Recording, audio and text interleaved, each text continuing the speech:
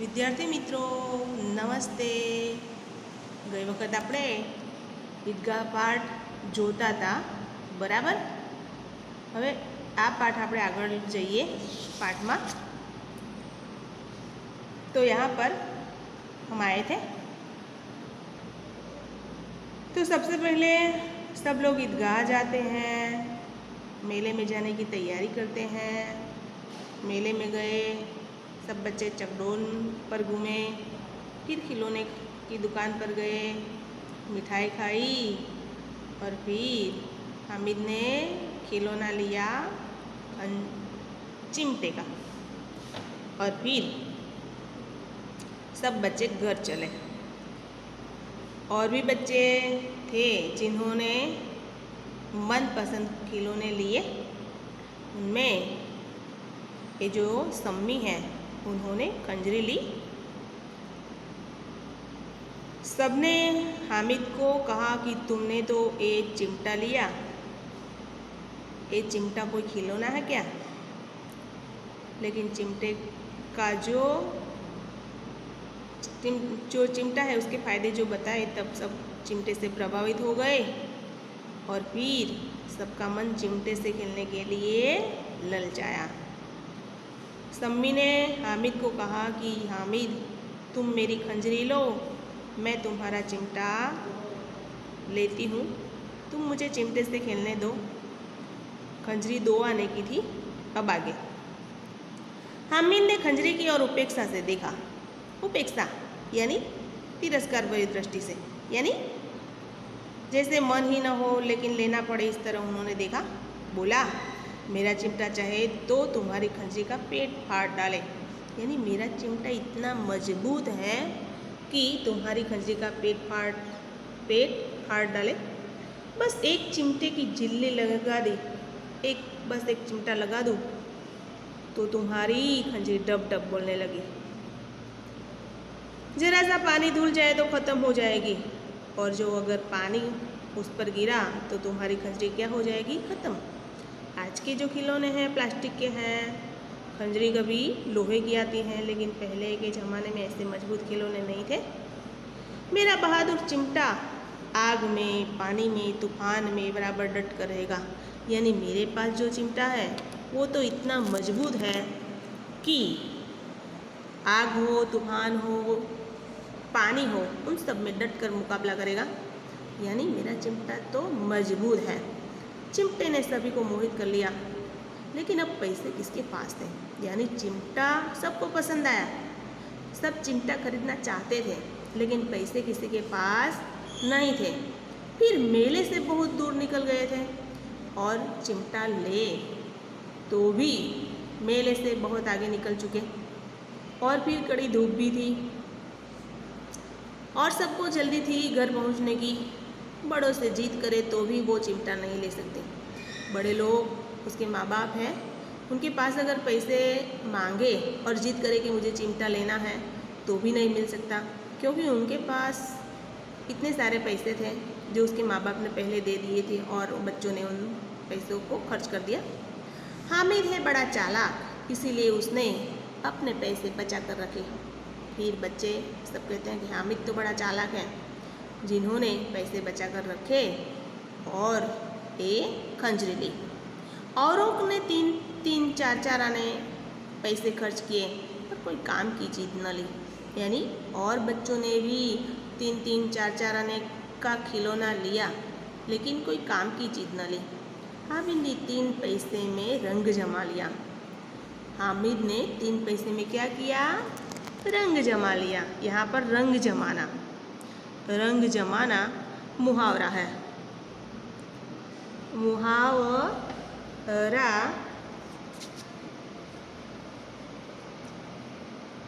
रंग जमाना मतलब प्रभावित करना.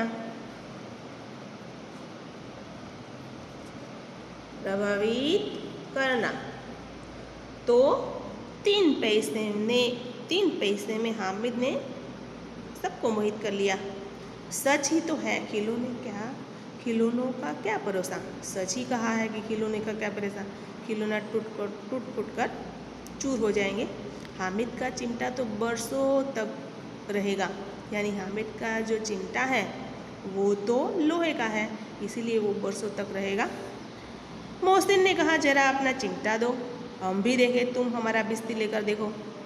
अब मोहसिन से रहा न गया, इसलिए मोहसिन ने कहा कि हामिद, तुम मुझे अपना चिमटा दो, मैं तुम्हारे चिमटे से खेलना चाहता हूँ, देखना चाहता हूँ, और तुम मेरे बिस्ती के साथ खेलो। महमूद और नूरे ने भी अपने अपने खिलौने पेश किए, यानी महमूद और नूरे को भी ये जो चिमटा था उनसे खेलने का मन हुआ, इसलिए उन्होंने अपने खिलौने हामिद को देने तय किए। तुम हमारे खिलौने से खेलो, मैं तुम्हारा चिमटा देखती हूँ। हामिद को इन शर्तों को मानने में कोई आपत्ति न थी। हामिद को ये जो शर्त रखी थी उनसे कोई आपत्ति न थी। चिमटा बारी बारी से सबके हाथ में गया और उनके खिलौने बारी बारी से हामिद के हाथ में गए। कितने खूबसूरत खिलौने थे। छोटा बच्चा है, जब खिलौने उनके हाथ में गए तो वो खुश हो गया। बच्चा है, उसका मन भी ललचा रहा है खिलौने से खेलने का, लेकिन पैसे न थे। और ये जो बच्चा है हामिद बहुत समझदार है, इसलिए वो पैसा व्यर्थ में खर्च करना नहीं चाहता था। रास्ते में महमूद को भूख लगी। उसके बाप ने केले खाने को दिए। उसके जो पिता है उसके साथ में थे, उसने केले खाने को दिए। महमूद ने केवल हामिद को अपना साथी बनाया। क्यों अपना साथी बनाया? क्योंकि उसके पास चिमटा था और चिमटे के प्रभाव से वो प्रभावित हो गया, इसलिए उन्होंने अपना दोस्त बनाया, केला खाने को दिया। उसके अन्य जो मित्र थे वो मुँह ताकते रह गए। यह था चिमटे का प्रभाव। अन्य भी मित्र थे, लेकिन वो सब मित्र मुँह ताकते रह गए, उनको उन्होंने कुछ नहीं दिया। 11 बजे। कितने बज गए? 11 बज गए। गांव में हलचल मची, यानी सब लोग ईदगाह जाकर वापस आ गए। मेले वाले लौट आए। मोहसिन की छोटी बहन दौड़कर बिस्ती उसके हाथ से छीन लिया। मोहसिन की जो बहन थी छोटी, वो छोटी बहन क्या करती है, अपने भैया घर आए और मेरे लिए कुछ मेले से लेकर आए होंगे, ऐसा सोचकर वो उसके सामने गई और उनके हाथ से बिस्ती छीन लिया। उसी से मारे वो जो बिस्ती था वो नीचे आ गया और सुरलोक सिधारे। तो बिस्ती जो खिलौना था उसका गृह प्रवेश ही न हुआ और घर में आने से पहले ही वो खिलौना टूट गया। सीधा खिलौना सुरलोक सुधारे। सुर यानी देवलोक यानी सुरलोक चले गए। मियाँ नूरे ने वकील का अंत इससे भी ज़्यादा गौरवमय था। और फिर वकील साहब का जो खिलौना था, यानी वकील का खिलौना, वो तो उसका जो अंत था इतना गौरवमय था। नूरे घर आकर वकील साहब की पोस्ट को ध्यान में रखते हुए उन्होंने कुछ सोचा। वकील साहब जमीन या ताक पर बैठ नहीं सकते। जमीन पर वकील को नहीं बिठाया जा सकता। ताक यानी ताकू, यानी આપણે જે ખાનું હોય તે उस पर भी नहीं बिठाया जा सकता। उसकी मर्यादा का विचार करना तो होगा ही। दीवार में 2 खुटियाँ गाड़ दी। उसकी मर्यादा की वकील हमेशा बड़े आसन पर बैठता है, इसीलिए दीवार में 2 खुटियाँ गाड़ दी। खुटियाँ मतलब खिल्ली लगा दी। उस पर लकड़ी का एक पटरा रखा और उस पर एक लकड़ी का पटरा रखा। लाकड़ाનું પાટિયું મૂક્યું। पटरे पर कागज का कालीन बिछाया। और पटरा ऐसे नहीं रखा जाता, उस पर वकील नहीं बिठाया जा सकता, इसीलिए जाचें बिछा दी, यानी कागज लगाया एक। वकील साहब राजा भोज की भांति सिंहासन पर बिराजे। वकील साहब भोज की भांति सिंहासन पर बैठ गए। नूरे ने उन्हें पंखा जलाया। फिर नूरे ने क्या किया? पंखा जलाया। अदालत में तो खस की टट्टियाँ होती हैं और बिजली के पंखे होते हैं। यानी अदालत में हम जाए तो पहले के ज़माने में खस की टट्टियाँ होती थी जिस पर पानी छिड़ा जाता है और बाहर खिड़की में से हवा आती है, तब वो उनसे ठंडक मिलती है। क्या मालूम यहाँ वो सोचने लगा कि वहाँ तो पंखे हैं, बिजली है, लेकिन यहाँ पर पंखा भी होना चाहिए। क्या यहाँ मामूली पंखा भी ना हो? यानी उनकी मर्यादा का विचार करते हुए यहाँ पर पंखा भी होना चाहिए। इसीलिए हामिद बांस का पंखा ले आया। बांस मतलब वांस नो पंखो। हामिद बांस का पंखा ले आया। नूरे ने हवा लगाई। हवा मतलब पंखो। मालूम नहीं पंखे की हवा लगी या पंखे की चोट से वकील साहब सीधे स्वर्गलोक से मृत्यु लोक में आ रहे। उसका माटी का चूल्हा माटी में मिल गया। फिर जो मिट्टी का खिलौना था वो मिट्टी में मिल गया। फिर बड़े जोर शोर से मातम हुआ और वकील साहब की अस्थियाँ दोहरे में डाल दी। तो फिर सब बच्चे रोने लगे, जैसे किसी स्वजन का मौत हुआ हो, किसी की मृत्यु हुई हो और जैसे शोर बकोर रहता है, इस तरह यहाँ भी बच्चे रोने लगे। अब मियाँ हामिद का हाल सुनिए। यानी सब बच्चे के खिलौने टूटकर फूट गए, चूर हो गए, लेकिन अब हामिद की दशा बताई है। हामिद का हाल सुनिए। अमीना उसकी आवाज़ सुनते ही दौड़ आई। हामिद घर पहुँचा, उन्हें आवाज़ लगाई। आवाज़ सुनते ही उसकी दादी दौड़ आई, उसको गोद में उठाकर प्यार किया और फिर अपने बच्चे को उन्होंने अपने गोद में उठा लिया। सहसा उसके हाथ में एक चिमटा देखा। सहसा मतलब एकाएक, सहसा।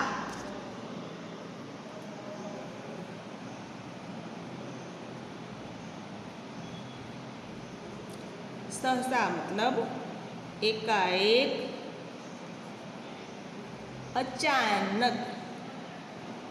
अचानक दादी ने उसे आवाज लगाई।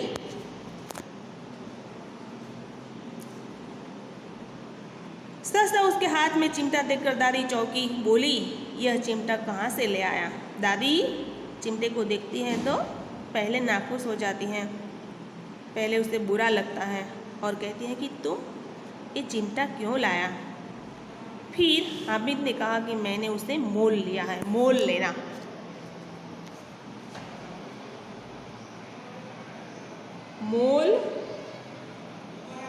मोल लेना यानी खरीद लेना।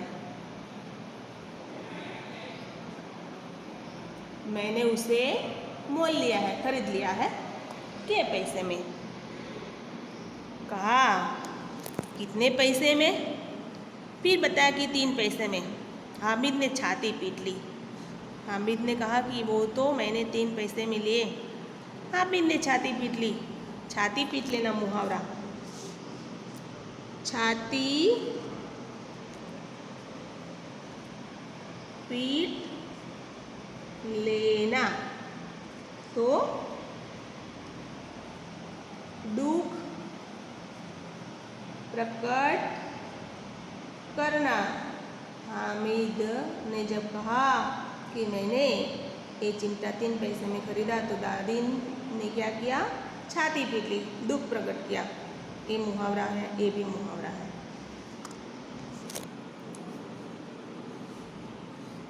यह कैसा बेसमझ लड़का है? दादी कहने लगी, यह कैसा बेसमझ लड़का है।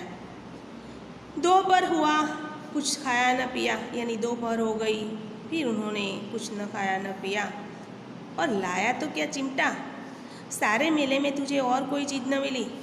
दादी कहती हैं कि सारे मेले में तुझे और कोई चीज़ न मिली जो चिमटा उठा लाया? मेले में तुझे और कोई चीज़ न मिली जो यह लोहे का चिमटा उठा लाया?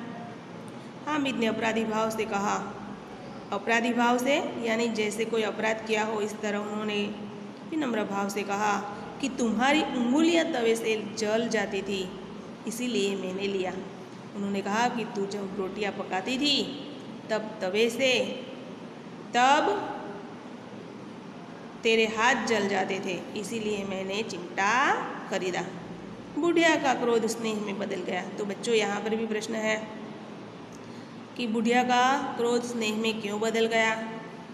तो जवाब में है कि जब हामिद ने सच्ची बात बताई कि जब तू तवे से रोटियां उतारती है तेरे हाथ जल जाते हैं, इसीलिए मैंने तेरे लिए चिमटा लिया। जब उन्होंने कहा तो दादी का गुस्सा तुरंत स्नेह में बदल गया। दादी कहती है मन ही मन बच्चे में कितना त्याग है, कितना सद्भाव, कितना विवेक है। यानी मेरा जो बच्चा है कितना सद्भावी है, कितना विवेकी है। इतना छोटा बच्चा है लेकिन इतनी सारी समझ उनमें है। दूसरों को खिलौने लेते देख, मिठाइयाँ खाते देख उसका मन कैसे ललचाया होगा। वो कहती है कि दूसरे बच्चे को खिलौना लेते हुए, मिठाइयाँ खाते हुए देखकर उसका मन भी ललचाया होगा। वैसे बच्चे जो हैं वो उनको सबसे प्रिय खाना यानी कोई चॉकलेट दिखाओ तो वो तुरंत पट जाता है, और फिर कहानी सुनना भी उसे अच्छा लगता है। बच्चे अगर जिद करते हैं तो उसकी जिद के आगे हम नहीं उसकी जिद को पहुंच सकते। यहाँ पर बच्चा हठ करता है तो उसकी हठ को नहीं पहुंच सकते हम। यहाँ पर मैं आपको बताती हूँ कि योगी हठ, बाल हठ और स्त्री हठ, ये तीनों ऐसे हैं जो एक बार ठान लेते हैं कि नहीं मुझे ये करना है तो वो करके दिखाते हैं। स्त्री अगर ठान ले कि नहीं मुझे वो चीज़ चाहिए तो वो लेकर रहती हैं। योगी कहता है कि नहीं मुझे तप करना है तो वो तप करेगा, चाहे कितनी आंधी तूफान या कोई भी आए, लेकिन वो अवश्य तप करेगा। अमीना का मन गदगद हो गया। अमीना का जो मन था वो गदगद हो गया, यानी अमीना ने मन ही मन अपने बच्चे के लिए दुआएं दी। वो रोने लगी, दामन फैलाकर हामिद को दुआएं देती जाती थी और आँखों में आंसू बहाती जाती थी। तो हामिद के लिए दादी ने दामन फैलाया, भगवान से प्रार्थना की और उनसे आशीर्वाद दिया, और उसकी आँखों में आंसुओं की बड़ी बड़ी बूंदें गिरती जाती थी, यानी रोने लगी। यहाँ पर बच्चा भी, यहाँ पर हामिद जो है, हामिद छोटा बच्चा है और उसका मन भी ललचाया होगा। सबको मिठाई खाते देखकर मुंह में पानी भी आ गया होगा, खिलौना देखकर उसे खिलौने लेने का मन भी हुआ होगा। लेकिन ये बच्चा एकदम समझदार बच्चा है जो अपनी दादी के लिए सोचता है, अपनी परिस्थिति के लिए सोचता है। तो बच्चों हमें भी अपनी परिस्थिति के बारे में सोचना चाहिए। कभी स्कूल में बर्थडे आता है हमारा तो हम क्या करते हैं, चॉकलेट बांटते हैं। कभी ऐसा भी होता है कि जिन बच्चे की परिस्थिति नहीं है वो भी ऐसी जिद करते हैं कि नहीं मुझे इतने पैसे चाहिए। तो बच्चों ऐसी जिद नहीं करनी चाहिए, अपनी परिस्थिति के अनुसार रहना चाहिए। यहाँ पर मैं आपको एक बच्चा अगर ठान ले कि मुझे चाहिए तो चाहिए, यहाँ पर मैं आपको एक बात बताती हूँ। एक बच्चा था, वो बच्चा जिद करता है कि मुझे वंदा खाना है। वंदा यानी वांदो, वांदो मतलब वंदो। फिर उन्होंने अपने पिता से कहा कि मुझे ला कर दीजिए, मुझे खाना है। पिता ने कहा कि नहीं बच्चे इसे कैसे खाएंगे, नहीं खाना चाहिए। फिर भी बच्चा जिद करता है और उसके पापा उसकी जिद को पूरी करने के लिए कहीं से ढूंढ कर लाए इस जंतु को, इस वंदे को। फिर बच्चे ने कहा कि अब लाए हैं तो पका कर दीजिए। पिता ने कहा कि नहीं ऐसे पका कर क्या करूं, इसे नहीं पकाया जा सकता, ये बेचारा जीव है छोटा सा। लेकिन बच्चा जिद करता है तो पापा उसको पका कर लाते हैं। फिर बच्चा जिद करता है कि नहीं मुझे तो उसे ऐसे नहीं खाना है, पहले आप खाइए फिर मैं बाद में खाऊंगा। तो इस तरह बच्चा जिद करता है तो वो जिद अपनी पूरी करके दिखाता है। उसको प्यार से समझाना चाहिए, तभी वो अपनी जिद हट छोड़ सकता है। तो यहाँ पर मानो कि बच्चे ने जिद की मुझे शेरडी चाहिए, ईख चाहिए। शेरडी ईख मतलब शेरडी। फिर पापा कहीं से शेरडी लेकर आए, ईख लेकर आए और फिर उन्होंने कहा कि नहीं, उसे छोल कर ऐसे ऐसे टुकड़े करके मुझे दीजिए। और फिर टुकड़ा किया अच्छी तरह से, फिर कहा कि बच्चे इसे खा लें। तो बच्चे ने कहा कि नहीं, मुझे पहली वाली जो सारी थी, यानी एक ही डंडा था, ऐसा डंडा चाहिए इक्का। तो यहाँ पर बच्चा जिद करता है कि मुझे अब ऐसी ही चाहिए, पहले थी ऐसी। तो अब कहाँ से लाए? तो बच्चा, यानी मेरे कहने का मतलब है कि बच्चा एक बार हट करता है तो उसके हट के आके हम नहीं पहुँच सकते। तो बच्चों, यहाँ पर ये जो पाठ है, उन पाठ से हमें ये सीख मिलती है कि हमें अपनी परिस्थिति के अनुसार रहना चाहिए, दूसरे के बहकाव में नहीं आना चाहिए, अपने माता पिता की परिस्थिति को पहचानना चाहिए। बराबर, आप भी जिद नहीं करेंगे। अब ये हमारा जो पाठ है पूरा हुआ। आपको ये शब्दार्थ लिखने हैं, ये जो लिखे हुए हैं वो, फिर मैंने ये जो शब्द यहाँ पर लिखे हैं वो सारे शब्द आपको नोट में लिखने हैं। ये मुहावरा भी नोट में लिखना है। और फिर आपको अभ्यास नहीं लिखना, लेकिन इस जो स्वाध्याय है वो लिखना है। बराबर, निबंध की नोट में एक कहानी आपको लिखनी है। सबसे पहले ये मुद्दे लिखेंगे और उसके बाद कहानी लिखेंगे। बराबर, ये भी जो है आपको निबंध की नोट में लिखना है। एक गद्य समीक्षा है, उनमें से आपको प्रश्न ढूंढकर निबंध की नोट में ए लिखना है और ए निबंध की नोट में लिखना है। बाकी सब ये जो है वो ए और ए सब क्या करना है, अपनी स्वाध्याय की नोट में लिखना है। बराबर, अब अगले वीडियो में मिलेंगे। नमस्ते।